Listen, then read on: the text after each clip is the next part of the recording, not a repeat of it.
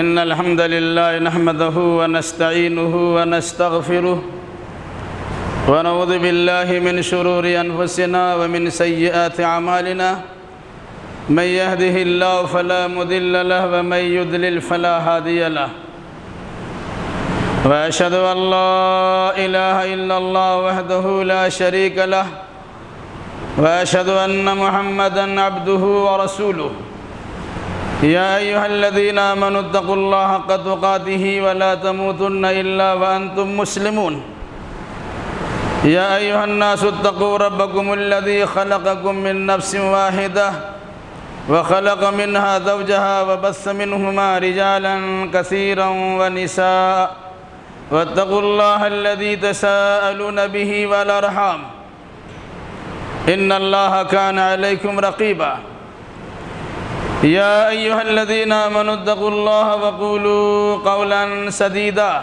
يصلح لكم أعمالكم ويغفر لكم ذنوبكم ومن يطع الله ورسوله فقد فاز فوزا عظيما أما بعد فإن خير الحديث كتاب الله وخير الهدي هدي محمد صلى الله عليه وسلم وشر الأمور محدثاتها وكل محدثة بدعة وكل بدعة ضلالة وكل ضلالة في النار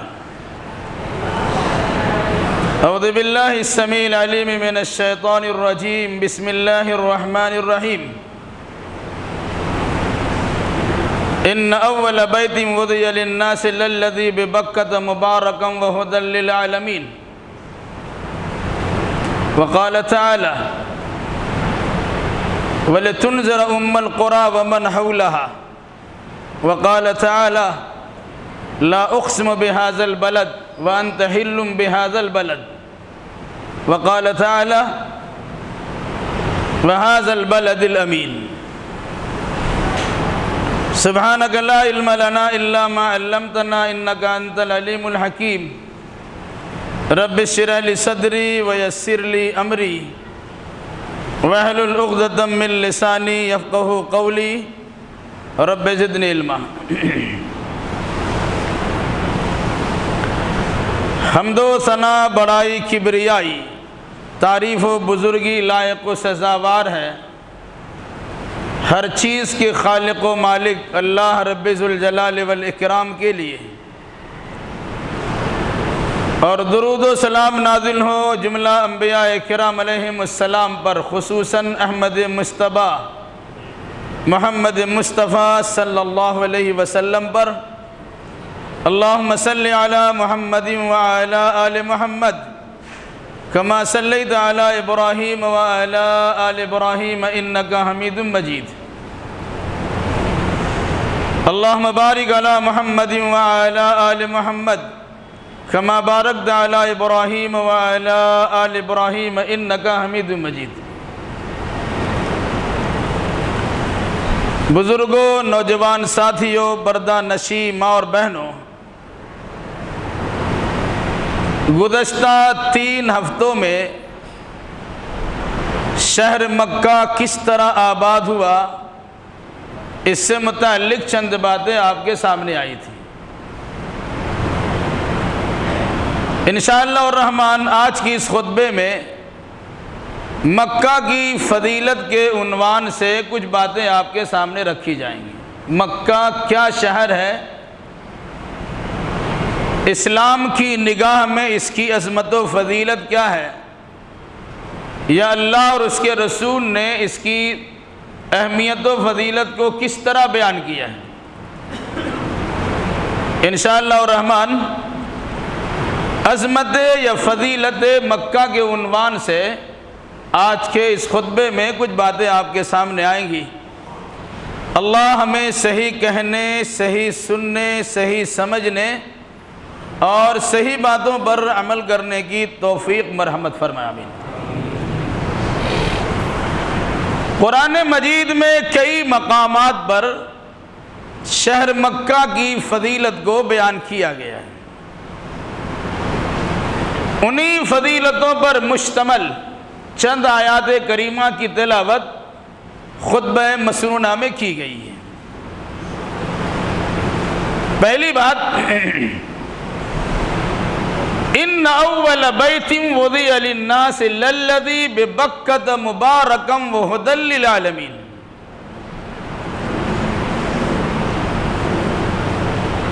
سب سے پہلا گھر جو لوگوں کے لیے بنایا گیا شہر بکہ میں ہے، جو بابرکت ہیں اور دنیا والوں کے لیے رہنمائی کا ذریعہ ہے۔ اس آیت کریمہ میں پہلا گھر جو تعمیر ہوا اسے بیت اللہ کہا گیا، اور یہ گھر کہاں تعمیر ہوا اسے مکہ کے بجائے لفظ بکہ کہا گیا۔ تو یاد رکھیے گا، مکہ شہر کا پرانا اور قدیم نام بکہ تھا، ایک دوسرا نام مکہ بھی ہوا۔ دوسری بات یہ بیان کی جاتی ہے، میم اور با کبھی کبھی ایک دوسرے کے مقابلے میں یا دوسرے کی جگہ پہ چلا آتا ہے۔ اس مناسبت سے مکہ ہو یا بکہ دونوں ایک ہی ہیں۔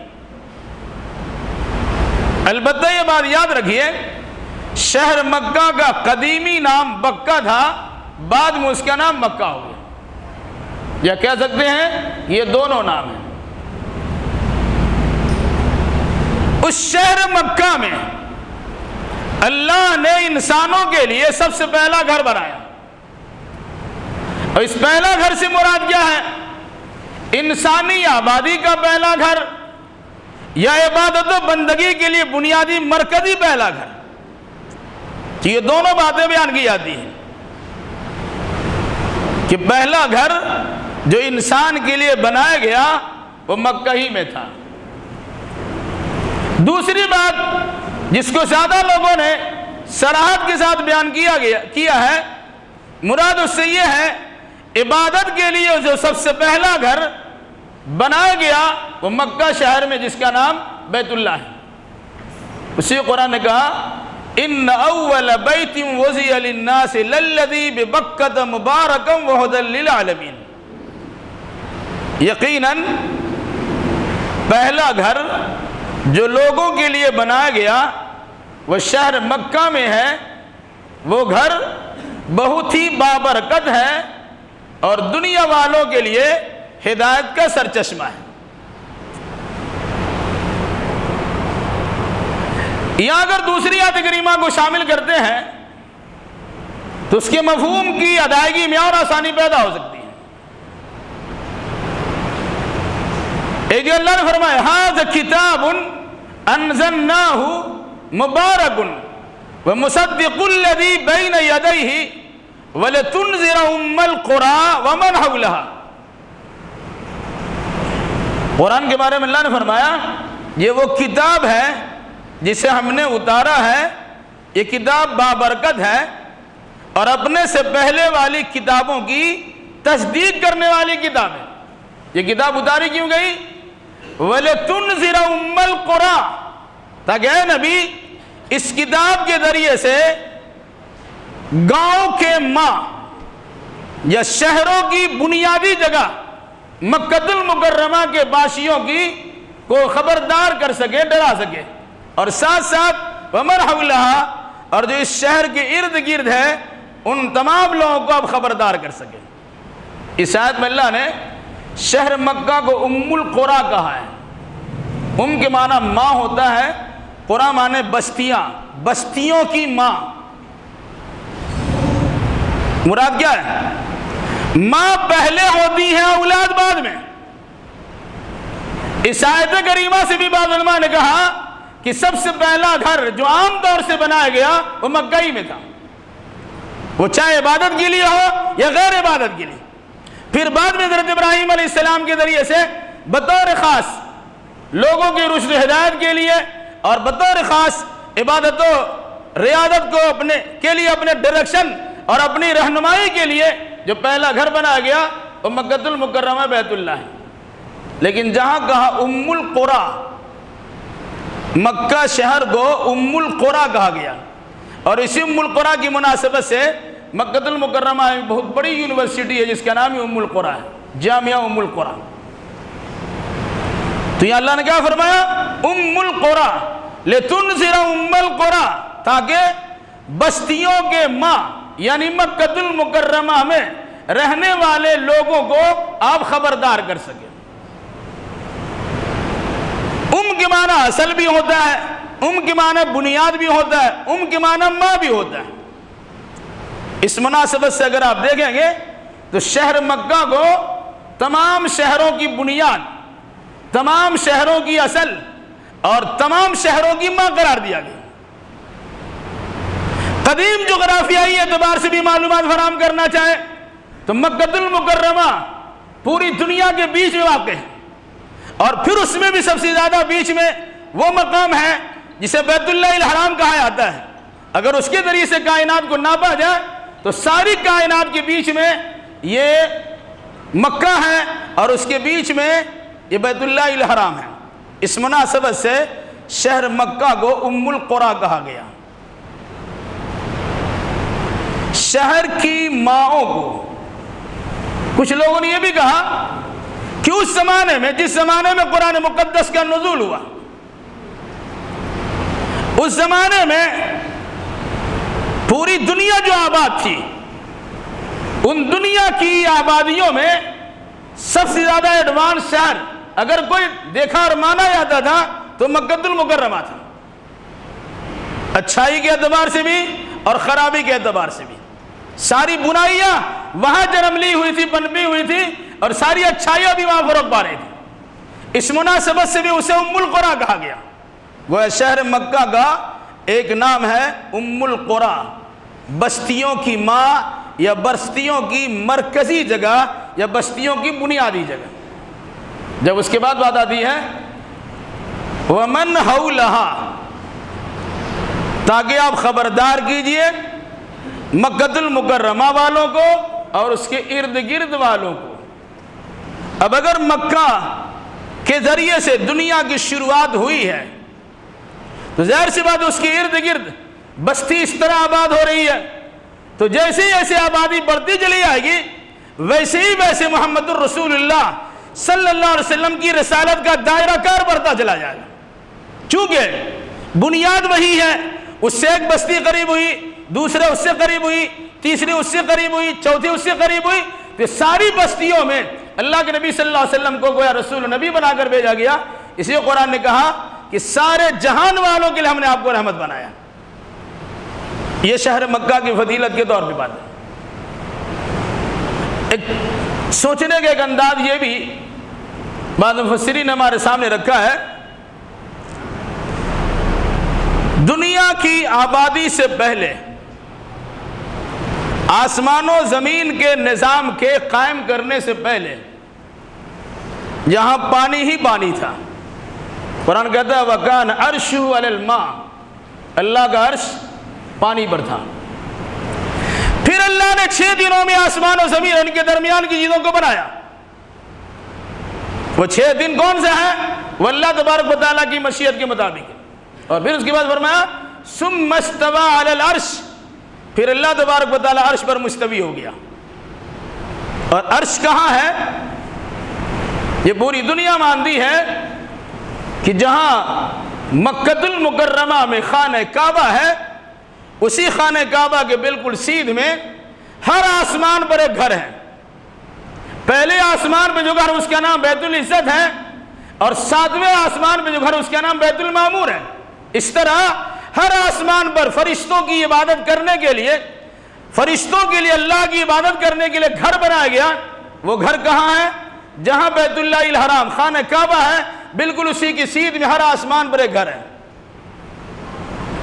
اور اسی 7واں آسمان کے اوپر بیت المعمور سے اوپر اللہ تبارک و تعالیٰ کا عرش ہے، اسی پر اللہ تبارک و تعالیٰ کی کرسی ہے، اور اسی پر اللہ تبارک و تعالیٰ جلوہ افروز ہے۔ اس مناسبت سے یہ بات بھی کہی آتی ہے، یہیں سے اللہ تبارک و تعالیٰ کا عرش اٹھا اور اڑتا چلا گیا، اور پھر جہاں ابھی اللہ نے رکھنا چاہا وہاں رکھا ہے۔ اس مناسبت سے بھی کہا جاتا شہر مکہ انسانوں کے لیے پہلا گھر والا شہر ہے، جہاں انسان بھی آباد ہوا اور اس کے ساتھ ساتھ جہاں عبادت و بندگی کے لیے اللہ تبارک و تعالیٰ کا گھر بھی بنایا گیا۔ بہرحال یہ شہر مکہ کی فضیلت سے متعلق کچھ باتیں ہیں، اس سلسلے میں صراحت کے ساتھ کہیں پر قرآن و حدیث میں نہیں ہے کہ سب سے پہلا گھر انسان کی آبادی کے لیے بنایا گیا یہی مکہ ہے، مکہ شہر میں ایسا کہیں پر نہیں ہے۔ لیکن ایک عام طور سے علماء مفسرین کے خیال کے مطابق اس آیت کی تفسیر میں یہ بات کہی گئی کہ سب سے پہلا گھر جو لوگوں کے لیے براکٹ ہے عبادت کے واسطے بنایا گیا وہ شہر مکہ میں کیوں، اس کے بعد ہی کہا مبارکن و ہدی للناس، یہ گھر بابرکت ہے اور لوگوں کے ہدایت و رہنمائی کا ذریعہ ہے۔ تاہم مفسرین کے خیال کے مطابق جغرافیائی معلومات کے اعتبار سے شارحین حدیث اور تفسیر مفسرین کے خیال کے مطابق یہ بات جو میرے سامنے آئی میں نے آپ کے سامنے بیان کر دی ہے کہ شہر مکہ گویا پہلا شہر ہے، شہر مکہ بڑا ایڈوانس شہر ہے، شہر مکہ دنیاوی اور دینی اعتبار سے سب سے بہترین اعلیٰ عرفہ شہر ہے۔ اس شہر کے بارے میں قرآن مجید میں اور بھی کچھ باتیں بیان کی، جسے فرمایا وَهَذَا الْبَلَدِ الْأَمِينِ وَالتِّينِ وَالزَّيْتُونِ وَطُورِ سِينِينَ وَهَذَا الْبَلَدِ الْأَمِينِ۔ اللہ نے شہر مکہ کی قسم کھائی، اس قسم کھانے کی وجہ کیا ہے؟ وجہ یہ ہے کہ شہر مکہ میں قیامت تک کے انسانوں کی رشد و ہدایت کے لیے ایک نبی محمد الرسول اللہ صلی اللہ علیہ وسلم کا مبعوث کیا گیا۔ اس کی فضیلت کی بنیاد کے طور پر یہ بات بھی کہی جاتی کہ اثر نو اس مکہ المکرمہ کو آباد کرنے والے ویرانی و تباہی و بربادی کے بعد ابو الانبیاء حضرت ابراہیم علیہ السلام ہیں، جنہوں نے اپنے صاحبزادے حضرت اسماعیل کو وہاں بسایا، اور پھر اس کے بعد اس شہر مکہ کے لیے اللہ تبارک و تعالیٰ سے خصوصی دعا کی رب اجعل ھذا بلدا آمنا، اے اللہ اس شہر کو امن والا شہر بنا دے۔ دنیاوی اعتبار سے دیکھا جاتا شہروں کے نمبرات ملتے ہیں، کون سا شہر پرسکون ہے، کہاں کا ماحول اچھا ہے، کہاں رہنے سہنے کی سہولیات ہے، کہاں امن و امان کی بحالی ہے، تو عام طور سے اپنے اپنے انداز اور نظریے کے مطابق کسی شہر کا انسان نام لیتا ہے۔ قرآن مقدس نے شہر مکہ کی فضیلت کو بیان کرتے ہوئے ابراہیم علیہ السلام کی اس دعا کو نقل کیا ہے جب انہوں نے اپنے بیوی بچوں کو رکھا تھا اور اللہ تبارک و تعالیٰ سے دعا کی تھی ربنا انی اسکنت من ذریتی بواد غیر ذی زرع عند بیتک المحرم، اے اللہ ایک ایسے میدان میں، چٹیل میدان میں جہاں کھیت کھلیان نام کی کوئی چیز نہیں ہے، تیرے گھر کے پاس میں اپنے بیوی بچے کو رکھ کر جا رہا ہوں۔ وجہ بتلائی ربنا لیقیموا الصلاۃ فاجعل افئدۃ من الناس تہوی الیہم وارزقهم من الثمرات لعلہم یشکرون، تاکہ یہ نماز قائم کریں گے، جب نماز قائم کریں گے تو اکیلا نہیں کریں گے، اس مناسبت سے آبادی چاہیے تو لوگوں کے ذہن و دماغ کو اس کی طرف پھیر دیں، جو لوگ یہاں بسنا چاہیں، آنا چاہیں، ان کے بارے میں اللہ نے فرمایا ابراہیم علیہ السلام کی دعا کی صورت میں کہ انہوں نے یہ دعا کی کہ یہاں کے باشیوں کو، یہاں کے رہنے والوں کو، یہاں پہنچ جانے والوں کو پھلوں کی روزی پہنچا۔ تفصیل اس سے پہلے 3 ہفتہ آ چکی ہے۔ کسی شہر کی اچھائی کی علامت یہ ہوتی ہے کہ وہاں لوگ امن و امان سے رہیں اور وہاں کھانے پینے میں کسی قسم کی دشواری نہ ہو، یہ عام طور سے بات ہے۔ شہر مکہ کے بارے میں قرآن مقدس نے ضمانت دی ہے، یہ امن والا شہر بھی ہے اور یہاں لوگ آرام سے کھاتے پیتے اور سکون کی زندگی گزارتے بھی ہیں۔ اس طرح اللہ نے شہر مکہ کی عظمت کو اور اس کی فضیلت کو بیان کرتے ہوئے کہا وَهَذَا الْبَلَدِ الْأَمِينَ، اس امن والے شہر کی بھی میں قسم کھاتا ہوں۔ اس سے پہلے 2 شہر کی قسم کھائی گئی تھی، وَالتِّينِ وَالزَّيْتُونِ وَطُورِ سِينِينَ۔ جس شام و فلسطین کا علاقہ جہاں حضرت موسیٰ علیہ السلام اور حضرت عیسیٰ علیہ السلام کو مبعوث کیا گیا، جو ان کے بعثت کی جگہ ہے، ان انبیاء کی برکت سے ان مقامات کو اللہ تبارک و تعالیٰ نے دنیاوی اور اخروی لحاظ سے خیر و برکت کا ذریعہ بنا دیا۔ وہ شہر مقدس بیت المقدس ہو یا شام فلسطین کا علاقہ ہو، اس کی بھی قسم اللہ تبارک و تعالیٰ نے کھائی ہے، اور ساتھ ساتھ کہا وَهَذَا الْبَلَدِ الْأَمِينَ، اس امن والے شہر مکہ المکرمہ کی میں قسم کھاتا ہوں۔ بلکہ اس کی اور بھی صراحت اس طرح ہوتی ہے کہ قرآن مقدس میں فرمایا گیا لا اقسم بهذا البلد وانت حل بهذا البلد، میں اس شہر مکہ کی اس لیے قسم کھاتا ہوں کہ نبی آپ صلی اللہ علیہ وسلم کا جنم یہاں ہوا ہے اور آپ کا مسکن یہ شہر ہے، آپ یہاں واقع ہوئے ہیں، یہاں پیدا ہوئے ہیں، یہیں پلے بڑھے ہیں، یہاں نبی بنائے گئے ہیں۔ اس مناسبت سے میں اس شہر مکہ کی تعظیم و تکریم کرتا ہوں اور اس کی قسم کھاتا ہوں۔ تو اللہ کی نگاہ میں شہر مکہ کی بڑی فضیلت ہے۔ اس بڑی فضیلت کا اندازہ کیا ہوگا آگے کو خود میں انشاءاللہ یہ بات آئے گی کہ فضیلتیں کس بنیاد میں بیان کیا جب کلکتہ شہر کی فضیلت بیان کرتے ہیں، پہلے چھوٹی چھوٹی کتاب پڑھا جاتا تھا۔ کلکتہ میں داخل ہونے سے پہلے ہاوڑا بریج ہے، یہاں وکٹوریا میموریل ہے، یہاں تارا منڈل ہے، بعد میں سائنس سٹی ہے وغیرہ وغیرہ۔ یہ شہر کلکتہ کی فضیلت کے طور پہ تاریخی معلومات کے اعتبار سے اس کی فضیلت بیان کی جاتی تھی۔ قرآن نے مکہ المکرمہ کی جو فضیلت بیان کی ہے وہ اس مناسبت سے نہیں ہے، بلکہ اس کے بیان کرنے کا انداز الگ ہے۔ کہا ان اول بیت وضع للناس للذی ببکۃ مبارکا وہدی للعالمین فی آیات بینات مقام ابراہیم من دخلہ کان آمنا وللہ علی الناس حج البیت من استطاع الیہ سبیلا ومن کفر فإن اللہ غنی عن العالمین۔ انشاءاللہ اس کی بدعت آئندہ ہفتہ آئے گی۔ تو شہر مکہ کی فضیلت اس طرح بیان کی گئی کہ مکہ شہر میں اللہ کا گھر ہے، جس چیز کی نسبت اللہ کی جانب ہو جاتی ہے اللہ کی نگاہ میں اس کی عظمت بڑھ جاتی ہے۔ رسول اللہ، اللہ کا رسول سب سے بہتر انسان کہلاتے ہیں۔ کتاب اللہ، اللہ کی کتاب، تمام کتابیں بہتر کتاب کہلاتی ہیں، اس کی نسبت اللہ تبارک و تعالیٰ سے جڑی ہے۔ بیت اللہ، اللہ کا گھر، دنیا کے تمام گھروں میں سب سے بہتر گھر اس لیے کہلایا اس گھر کا رشتہ اللہ تبارک و تعالیٰ سے جڑا ہوا ہے۔ تو جس گھر کا رشتہ اللہ سے جڑا ہوا ہے اس گھر کو جو سب سے پہلے عبادت کی غرض سے تعمیر کیا گیا، جس کے لیے ایک شہر کا انتخاب ہوا، اس شہر کا نام کیا ہے؟ شہر مکہ ہے۔ شہر مکہ وہ شہر ہے جس میں اللہ تبارک و تعالیٰ کا گھر بنایا گیا۔ اس سے اس کی پوزیشن معلوم کی جا سکتی ہے اور اس کے مقام منصب کو آپ سمجھ سکتے ہیں۔ اب یہاں پر اللہ کے نبی صلی اللہ علیہ وسلم کی حدیث یاد رکھ لیجئے۔ مکہ شہر کی فضیلت کو قرآن نے اس طرح بیان کیا، روئے زمین کی سب سے بہترین سرزمین، پوری دنیا میں سب سے بہتر جگہ مکہ المکرمہ ہے۔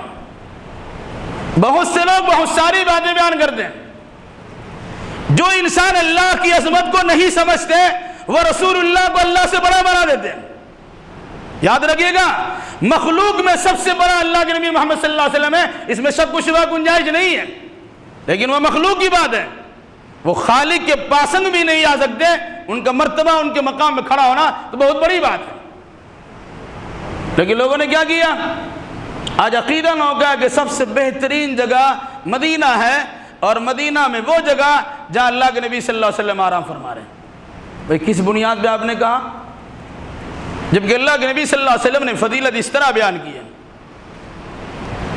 مکہ المکرمہ کے بارے میں فرمایا، جب آپ مکہ المکرمہ سے کوچ کر رہے تھے، ہجرت کر رہے تھے، اور لوگوں نے آپ کو بڑا ستایا تھا، گویا مکہ المکرمہ چھوڑنے پر آپ کو مجبور کر دیا تھا، پھر اللہ تبارک و تعالیٰ کی مشیت وہی تھی، تو جس وقت مکہ شہر کو آپ چھوڑ رہے تھے تو اس وقت میں اللہ کے نبی صلی اللہ علیہ وسلم نے شہر مکہ کو مخاطب کرتے ہوئے کہا تھا اِنَّكَ خَيْرُ عَرْضٍ، اے سرزمین مکہ تو تمام سرزمین سے بہتر سرزمین ہے، اور تمام سرزمین میں اللہ کے نزدیک پسندیدہ سرزمین تو ہے، وَلَوْلَا أَنِّي أُخْرِجْتُ مَا خَرَجْتُ مِنْكِ، رواہ امام الترمذی وصححہ الالبانی رحمۃ اللہ علیہ۔ اس روایت کے امام ترمذی نقل کیا ہے اور علامہ البانی نے اس کو صحیح کہا۔ کیا فرمایا آپ نے؟ تو سب سے بہترین سرزمین ہے، یہ زمین میں سب سے بہترین جگہ ہے، اللہ کے نزدیک بڑی پیاری جگہ ہے، میری قوم اگر مجھے یہاں سے نہیں نکالتی تو میں یہاں سے کبھی نہیں نکلتا۔ اس اندازہ لگائیے کہ اللہ کے نبی صلی اللہ علیہ وسلم نے مکہ شہر کی فضیلت کیا سمجھی ہے۔